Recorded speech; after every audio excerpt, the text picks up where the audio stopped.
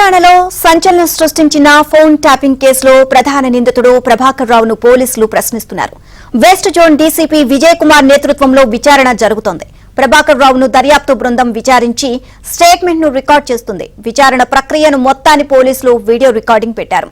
Jubilee Hills police station విచారణ జరుగుతోంది. ఇక పోలీసులు అడిగిన ప్రశ్నలకు ప్రభాకర్ రావు స్పందిస్తున్నారా, ఏ మేరకు సమాధానాలు ఇచ్చారో తెలియాల్సి ఉంది. అయితే ప్రభాకర్ రావును 15 ప్రశ్నలకు పైగానే అడిగినట్లు ఏబీఎన్ ఆంధ్రజ్యోతికి విశ్వసనీయ సమాచారం అందింది. ఫోన్ ట్యాపింగ్ కేసు నమోదు అయిన వెంటనే మీరు విదేశాలకు ఎందుకు వెళ్లిపోయారు, మీరు రాజీనామా చేసిన రోజు హార్డ్ డిస్క్లను ధ్వంసం చేశారు, శ్రవణ్ రావు ప్రైవేటు వ్యక్తి, అతనితో ఎస్ఐబికి ఏంటి సంబంధం, ఎన్నికల ఫలితాలు వెలువడిన రోజే హార్డ్ డిస్క్లు ధ్వంసం చేశారు, ఇందులో కుట్ర స్పష్టంగా కనిపిస్తుంది కదా, అలా పలు ప్రశ్నలు అడిగినట్లు సమాచారం.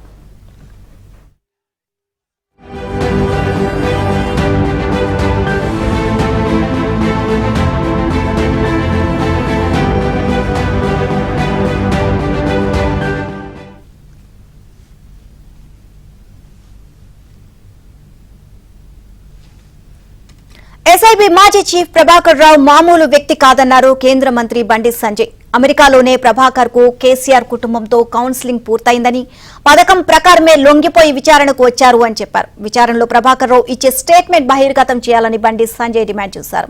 సీఎంతో సహా ప్రముఖుల ఫోన్లు ట్యాప్ చేసిన ఘనుడు ప్రభాకర్ రావు అని సెటైర్లు వేశారు. ఫోన్ ట్యాపింగ్ చేసిన రికార్డులను ఏం చేశారని ప్రశ్నించారు. ప్రభాకర్ రావు వెనుక ఉన్న దోషులు ఎవరో తేలాల్సిందేనని బండి సంజయ్ అన్నారు.